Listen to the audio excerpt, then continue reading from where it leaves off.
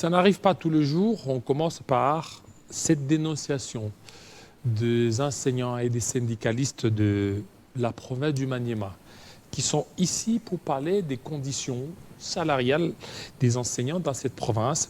Nous recevons pour vous M. Émile Katabi. Bienvenue. Oui, merci. Vous êtes secrétaire général des syndicalistes? Non, je suis le permanent du CIECO dans les territoires des Pangui. Voilà, des CIECO, territoire des Pangui. Monsieur Joseph Sengui, bienvenue. Merci. Alors, votre présence ici, c'est de parler des conditions sociales ou des conditions salariales des enseignants. Comment se portent les enseignants au niveau des Pangui? En général, c'est dans la commune, c'est dans la province du Maniema, et en particulier au niveau de Pangui.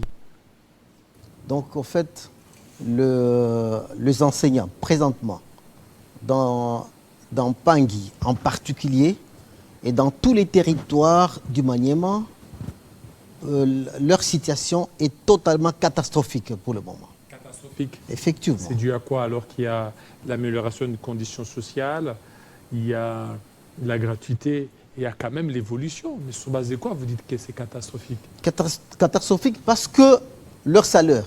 Est-ce que vous connaissez les salaires des enseignants dans les territoires? C'est combien? C'est 247 000 francs congolais. 247 000 francs. Mais oui. Donc même pas 100 $. Même pas 100 $. 247, même pas 100 $ parce que 100 $ c'est 270 000. Ah oui, effectivement. Pourtant, un jour, je suivais la Télé 50. Il y avait un ministre qui est passé ici. Et il a dit, je mets ma tête à couper. Aucun enseignant ne touche moins de 400 000 francs congolais, moins de 250 $. Nous sommes venus avec des listings en échantillon pour montrer à tout celui qui voudra que regardez le salaire que les enseignants dans les territoires touchent. Donc, la situation globalement est totalement catastrophique, et surtout que les salaires viennent toujours après 2 mois, 3 mois. Et quel salaire? 247 000 francs congolais, divisé par exemple par 90 jours, représentez-vous. Alors, monsieur Joseph Sengui, le 247 000 par rapport à votre prédécesseur, cet argent qui vient, ça vient du coup 3 mois ou bien c'est après les 3 mois que vous avez juste un seul mois? C'est par rapport à ce que le président vient de dire là-bas, c'est après au moins 3 mois. Après 3 mois. Maintenant ici, nous n'avons pas encore touché le mois de février et mars. Imaginez-vous, nous avons février et mars, c'est que c'est après 2 mois, c'est ça? Oui, parce que nous sommes déjà au mois d'avril. On nous disait qu'on devrait payer les enseignants chaque le 15, mais on n'a jamais touché cet argent. Toujours avec un grand retard. Voilà pourquoi nous sommes en train de dénoncer, parce que surtout que nous sommes en train de voir, c'est comme si on décourage les enseignants qui enseignent au niveau des territoires. Ou on peut dire qu'ici on est en train d'enseigner avec de l'or, au lieu d'utiliser la clé que nous utilisons. Parce qu'il y a vraiment, même à partir de Kin, un huissier qui touche moins, qui suis licencié, il a plus de 100 000 francs. Il dépasse même le sous-provider. Il dépasse même l'INSPOL. Un huissier ou quelqu'un qui n'a jamais fait l'école parce qu'il est huissier dans une école de la ville de Kinou par exemple, il a plus de 100 000 francs que moi. Alors que moi j'ai fait les universités, imaginez-vous la suite. On ne sait pas pourquoi. Et pourquoi seulement chez les enseignants? Est-ce que les gens de la DGI, des Gérard, ont des zones salariales? On ne sait pas. Voilà, avec notre pauvreté, nous sommes pour être à Kinshasa, voir les autorités. Peut-être elles ne sont pas informées. Alors, peut-être les autorités ne sont pas informées. Monsieur Émile Katabi, vous êtes venu à Kinshasa. Vous touchez 247 000 francs congolais. Oui. Comment vous êtes arrivé à Kinshasa? Par quel moyen? Parce qu'on sait que pour arriver à Kinshasa, ça demande un peu beaucoup d'argent, plus que même ça. Alors que vous touchez ça à compte-goutte. Comment vous êtes arrivé? Qui a payé pour vous les billets? En fait, ce sont les pauvres enseignants. Les pauvres. Qui se sont cotisés en vendant de manioc, le bois de chauffage, chacun cul de 5 000, cul de 3 000, cul de 10 000. Et nous avons réalisé le billet aller tout simplement. Aller tout simplement. Tout simplement. Maintenant ici, donc, vous n'avez pas de moyens pour retourner. On n'en a pas. Vous allez chômer ici. Bon, on ne sait pas. Hein. Vous allez moisir. Là, fatalement, parce qu'il n'y a pas d'autre réponse à cela. Et c'est pour combien de temps ici à Kinshasa? C'est depuis le dimanche. On a déjà totalisé. Aujourd'hui, nous sommes lundi. Le lundi, au moins une semaine. Une semaine. Oui. Alors, vos démarches là, vous avez fait, M. Singh, vous avez fait. Je voudrais revenir sur une chose. Hein, allez-y. Sur les zones salariales. Nous avons compris que le gouvernement a installé les zones salariales pour nous diviser, nous. Et là, c'est vraiment, on ne peut pas tolérer. Comment ça? C'est-à-dire... Vous n'êtes pas dans la catégorie de la bourse? Parce qu'il y a ceux qui sont de la bourse et ceux qui sont de la ville. Évidemment, ce sont des concepts qu'ils ont mis rien que pour nous partager. Parce qu'en fait, un enseignant qui œuvre dans le chef-lieu des provinces, même sur les huissiers, comme venait dire mon confrère, nous qui sommes des licenciés, ils ont 100 000 de trop par rapport à nous. Pourquoi? Pourquoi cette injustice? Et que rien que dans l'enseignement, les autres secteurs, il n'y a pas de zone salariale. Que ce soit dans l'armée, que ce soit dans le service médical, dans tous les autres secteurs, il n'y a pas de zone salariale, sauf dans l'enseignement. Ça, c'est de l'injustice. Vraiment. Alors, je disais, les pauvres enseignants se sont cotisés, et nous sommes ici, nous sommes en train de mener des démarches. Nous avons déjà passé au bureau, au ministère de l'Éducation pour déposer la correspondance, au Dinakopé et partout. Voilà, alors, M. Sengui, combien de temps vous êtes ici à Kinshasa? Parce que vous avez déjà fait une semaine. Alors, vous comptez faire combien de temps? De toute façon, nous ne croyons pas si on pouvait faire même 3 jours. Mais avec des conditions que nous sommes en train de vivre, nous sommes là. Et surtout que nous n'allons pas rentrer sans arriver à l'objectif. Et ici, vous avez de la famille? Bon, nous avons des amis. Hein. Vous avez des amis? Congolais comme nous, d'abord. Et vous mangez comment? Comme enfant de Dieu. Hein. On s'arrange et on voit les autres qui nous ont... Par exemple, moi, je suis enseignant. J'ai été accueilli par mes élèves, anciens élèves de l'ITP d'Imalaba, qui me cherchent par-ci, par-là. C'est comme ça que je vis. Hein. Alors maintenant, quand vous êtes arrivés, les démarches, où est-ce que vous en êtes? Bon, de toute façon, nous avons commencé parce que notre service direct, c'est le CECOPE, le Dinakopé aujourd'hui. Nous sommes arrivés là-bas, nous avons déposé nos lettres. Nous sommes partis voir l'OD, l'ordonnateur principal. Nous sommes partis à la Senko, parce que c'est la Caritas qui nous paye. Et souvent, ce sont les écoles payées par la Caritas qui ont des problèmes. Vous allez voir les écoles qui sont considérées par les banques touchent à autant. Mais nous qui sommes donc servis par Caritas, il y a tous les retards. Alors nous sommes venus voir quel est le problème. L'argent traîne à partir de quel niveau? Parce que quand on nous dit là-bas, c'est IFOD. Nous sommes venus voir IFOD. IFOD aussi en train de regretter. Pourquoi le retard? Alors, nous sommes maintenant, on ne sait pas à qui incombe la faute. Parce que quand on est arrivé au sommet ici, voir le PCA de l'IFOD, il a dit il n'a pas un retard. Pour lui, il n'y a pas de retard. Oui. Donc pour lui, les PCA donnent. Et l'OD même a demandé, s'il vous plaît, monsieur le journaliste, il a demandé à, c'est pas moi un agent là de IFOD, hein, qui a dit, il avait déjà envoyé 2 mois donc, au niveau de Dimaniema là-bas. Nous avons demandé à nos confrères, ils nous disent, il n'y a même pas l'écho. Pas même l'écho. Alors maintenant, vous devez alors mener vos enquêtes entre Kinshasa et Maniema, c'est là où votre argent serait détourné. Non, en fait, on peut suspecter comme ça. Donc je voudrais revenir sur une chose. Hein. Et nous sommes payés, c'est l'État qui nous paye.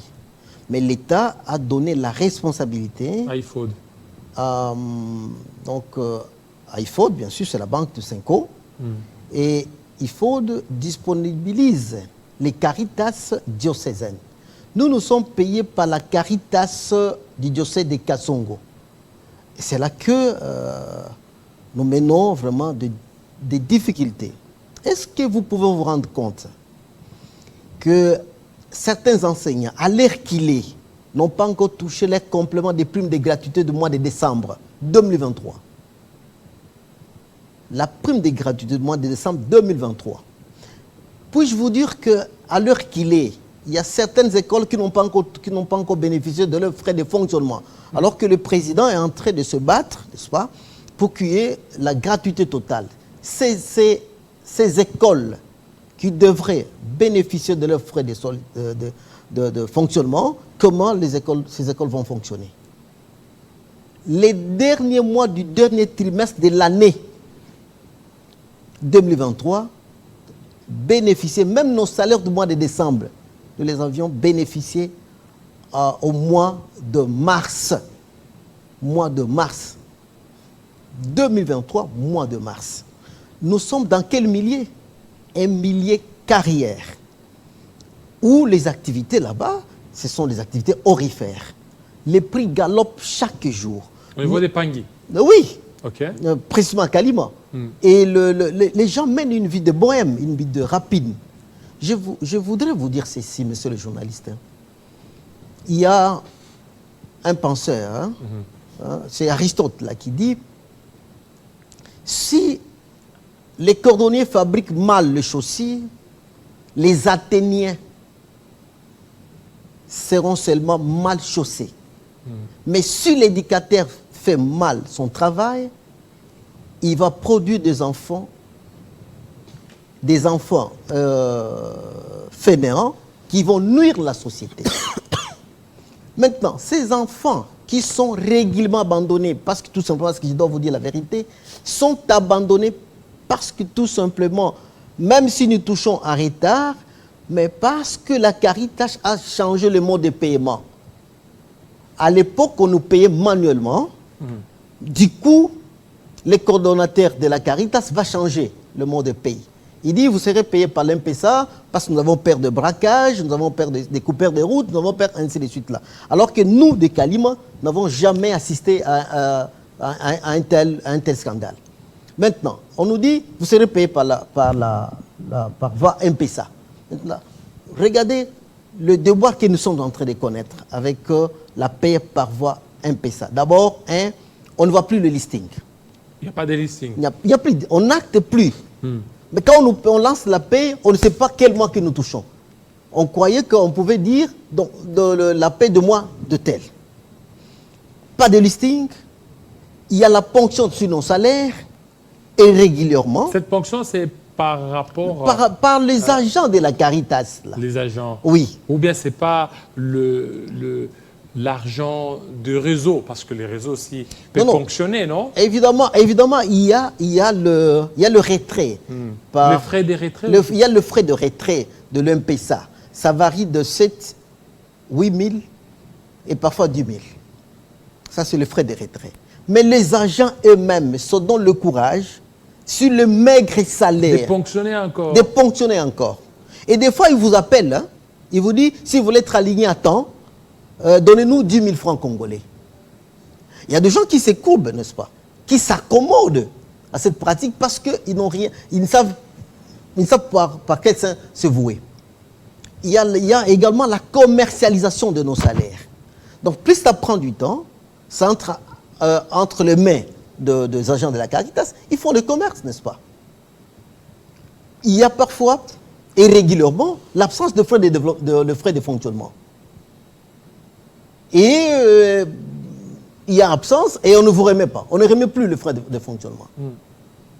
Donc il y a toute une marmaille de désordres que nous nous sommes dit, on ne peut pas cautionner ça, n'est-ce pas? Parce qu'il y a même ce Gandhi qui avait dit ça dans Contre l'oppression. Hein, il avait dit accepter passivement un système injuste et enfin collaborer avec ce système. Nous sommes donné le luxe de venir ici pour trouver la solution. Alors, à part les zones salariales que nous sommes en train de décrier, les zones salariales, mais également la paie par MPSA. Nous disons... Donc pour vous, vous ne voulez pas que la paix se fasse par MPSA? Par la Caritas d'abord. Oui, mais Caritas a donné ses raisons. L'insécurité et beaucoup d'autres choses. Non. Est-ce que vous savez que même l'État qui donne le frais de déploiement, la Caritas est en train de consommer les frais de déploiement indûment? Parce qu'en fait, la Caritas reste à Kindu, stand-by, avec la monnaie électronique, et en train de lancer la pays. Les raisons, parce que les raisons seraient positives si et seulement si il y avait la couverture des réseaux Vodacom partout. il y a des milieux où il n'y a pas d'antenne. Bon, d'accord. Donc les enseignants sont obligés de quitter, d'abandonner les enfants et d'aller dans un milieu où il y a l'antenne Vodacom. Une fois le signal entre, l'enseignant continue le travail, il cherche là où il y a le shop Vodacom. Donc les enfants sont abandonnés. Et nous ne totalisons plus les 222 jours. Si on vous dit, nous vous mentons. Donc je vous dis, les enseignants des Pang et des autres territoires réalisent seulement 150 jours de classe. C'est un crime. C'est un crime, effectivement. Un crime contre ces enfants qui vont nous remplacer demain. Nous devons, même quand vous suivez l'hymne national, à la fin là on dit que nous léguons à notre postérité. Qu'est-ce que nous léguons à notre postérité? Qu'est-ce que nous léguons? Les abandons? C'est vraiment triste. Oui, c'est très triste. Oui, mais Monsieur Sengui, par rapport aux démarches que vous aviez entreprises, jusque-là, ça a quand même donné des fruits, ça produit? Il n'y a pas encore de... Est-ce que vous aviez rencontré le ministre des tutelles? Le ministre Tony Mwaba, le maître Tony Mwaba, non, Excellence, on ne l'a pas encore rencontré. Oui, est-ce que vous aviez demandé un rendez-vous? Nous sommes arrivés dans son cabinet, on nous dit demain après-demain, mais on va encore forcer demain pour voir qu'est-ce qui va se faire, parce que nous sommes venus de très loin. D'abord pour le voir, lui, le professeur. Parce qu'on nous dit toujours, il prône ce qu'on appelle les sociales de la population. Mais au Maniema, là-bas, c'est terrible, monsieur le journaliste. Nous sommes en train de voir comment est-ce qu'on va atteindre le ministre, surtout demain, mais aussi avec ce que nous sommes venus faire, ça avance quand même à pas de tortilles. Un peu à pas de tortilles. Et par rapport à nos revendications, parce que nous avons beaucoup d'histoires, mais le problème est qu'on essaie un peu Désaffectés. De nous désaffecter, de nous donner une banque, par exemple. Une banque. À Kalima, là-bas, il y a encore un bâtiment de la société là qui peut vraiment faciliter cette chasse. Mais on nous dit il faut chercher. Nous avons beaucoup de politiciens. C'est le moment. Nous sommes venus à Kinshasa. C'est le moment de nous mettre ensemble pour qu'il y ait la banque. Parce que je vous dis maintenant où nous sommes en train d'intervenir, les enseignants sont en train de pleurer là-bas. Les enseignants? Oui.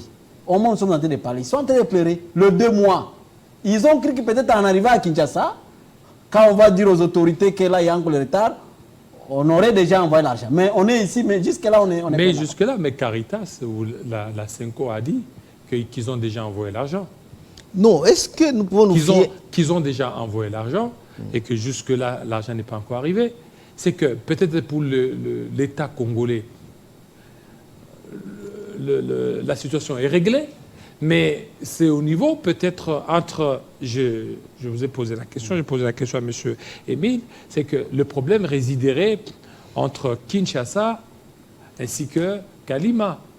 C'est qu'il y aurait quelqu'un qui détournerait votre argent.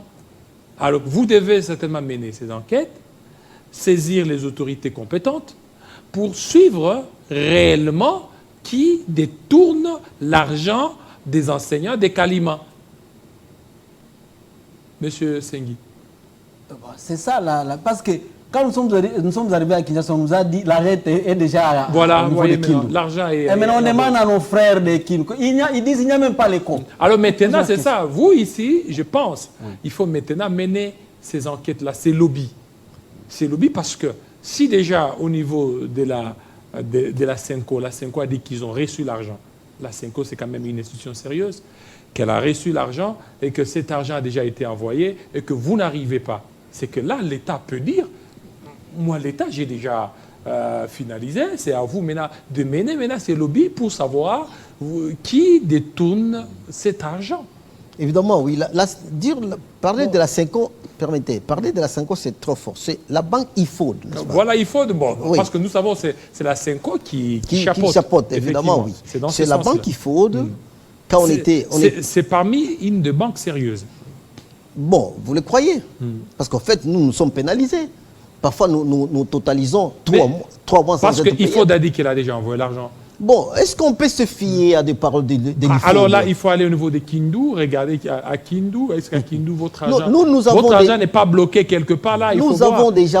Donc, la personne qui vous ponctionne ou les gens qui vous ponctionnent, ça, votre argent. Donc, évidemment, oui, c'est pour cela que nous ne voulons plus de la Caritas, parce qu'on fait de la Caritas engagée. Donc c'est la Caritas qui sera à la base.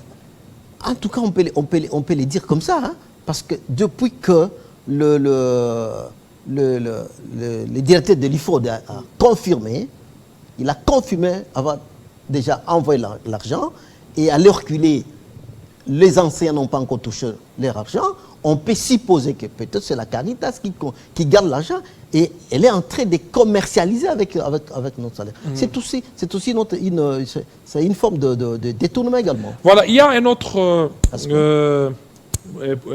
on va terminer par là. Il y a un enseignant qui nous suit à partir de Congo central, au niveau de Boma. Lui, c'est Paul Maurice, un enseignant.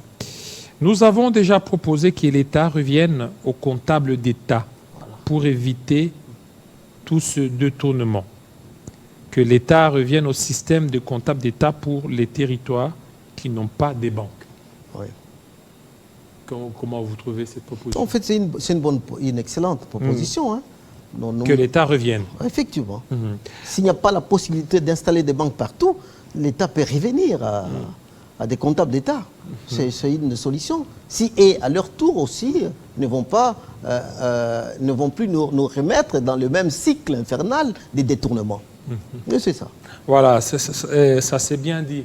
Alors, votre dernier mot de la fin, pour ceux qui vous suivent à partir de Kindu, Kalima, votre dernier mot de la fin, Monsieur Émile Katabi. Bon, je ne peux qu'implorer l'État. L'État doit assurer les suivis dans toute activité, surtout des pays, surtout l'éducation des enfants. Je vous dis sincèrement, si l'éducation des enfants est au rabais, imaginez-vous les conséquences. C'est pour cela qu'il y a même un sage chinois qui disait: si vous voulez tuer une nation, inutile de lui faire des guerres sanglantes. Il suffit seulement de détruire son système éducatif et c'est fini. La nation sera foutie complètement. Voilà. Donc, nous implorons l'État. D'abord, immédiatement, nous voulons attendre que la Caritas commence à lancer la paix de 3 mois. N'est-ce pas? De 3 mois, oui. Hein? D'abord, de 2 mois alors. Donc, cher Caritas, faites tout pour libérer la paix des enseignants de Pangui. Parce que déjà au niveau des IFOD a dit qu'elle a déjà libéré. Donc, le problème, c'est au niveau des Caritas, où il y a des gens qui sont en train de ponctionner l'argent de pauvres citoyens, où il y a des gens qui ne veulent pas payer. Lorsqu'on a déjà déboursé l'argent, plus de 2 mois, mais il y a des gens qui ne veulent pas, qui veulent faire comme si c'est leur propre argent. Est-ce que vous me permettez de placer ne fût-ce que 2 mots? Allez-y. Je disais, est-ce que vous savez que nous sommes, la vie que nous menons, nous sommes en deçà de la pauvreté? En deçà? Mais oui, en fait. C'est fort, ça. Oui, quand vous touchez 247... Cher Caritas, réagissez, regardez un peu les cris de ces papas. Nous sommes en deçà de la pauvreté. Sur la ligne de la pauvreté. En deçà? Oui, en deçà de la pauvreté. Le pauvre ne fait avec 247 000 francs. Qu'est-ce que vous allez faire avec ça? Et vous payez la maison? Oui. Comment? L'eau, l'électricité. Et en plus, dans une zone orifère. Donc, où la vie est chère. Nous ne sommes pas de pauvres, nous sommes en deçà, nous ne sommes pas sur la ligne de pauvres. Et ici à Kinshasa, vous ne savez même pas comment rentrer. Mais oui, on va rentrer à pied peut-être. À pied, oui. Alors, donc, je termine par pas une blague qu'un enseignant avait connue. Un jour, les agents de la Caritas vont le mettre sur la liste de paye gratuitement. Il quitte Kalima chez nous, il vient à Kindu, il paye 60 000 francs congolais. Il arrive à Kindu, on lui dit, amenez votre carte d'électeur.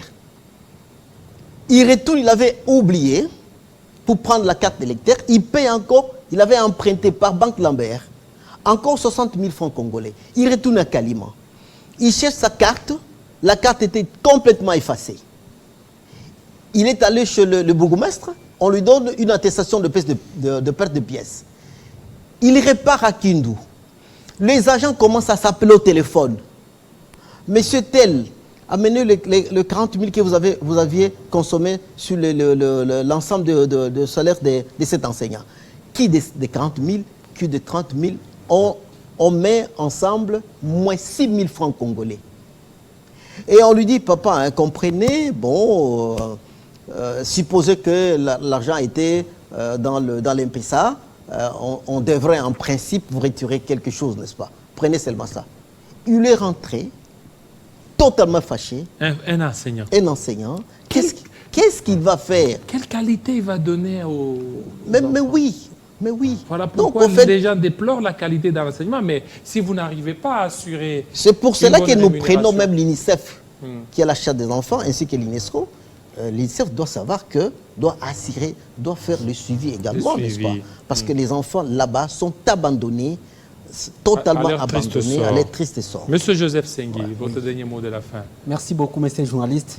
La première des choses, moi je voudrais qu'avant qu'on ne retourne à Kalima, qu'on mette fait d'abord à des problèmes de zone salariale. Je voudrais supplier, Excellence Tony Mwaba, peut-être il n'est pas au courant comme je l'ai toujours dit, qu'on mette fait à des zones salariales.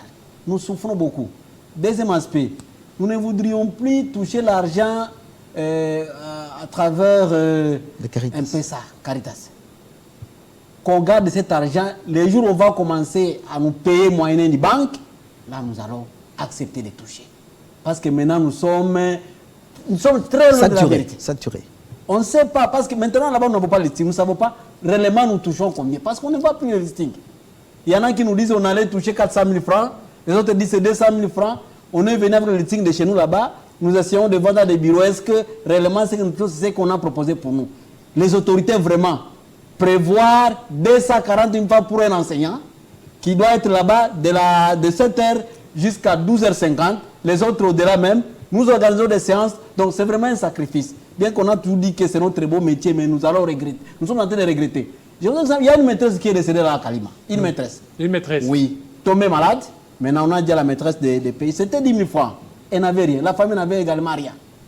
On a cherché quelqu'un qui pouvait donner quelque chose pour donner sous forme de présence de l'oncle Lambert. On n'a trouvé personne. Et la maîtresse est décédée. Il y a beaucoup de cas.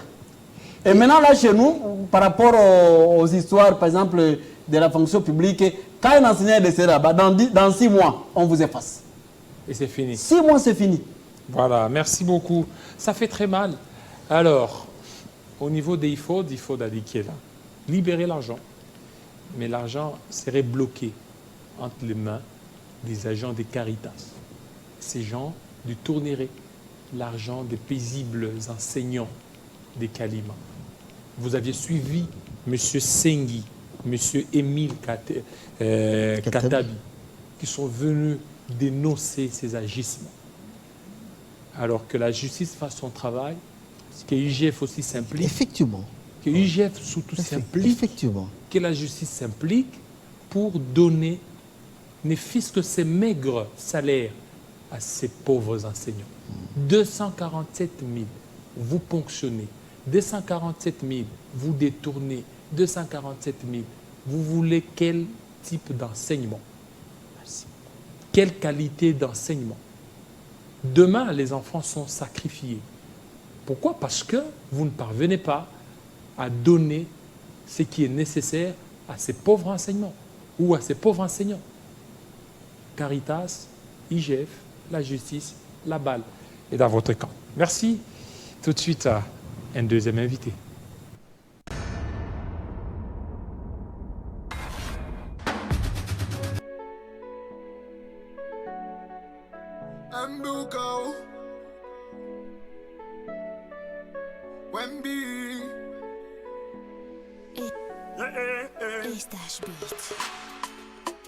Maendeleo ya mjini munajua ni vijana, lwalabani we ni mie tuipende kupita jana.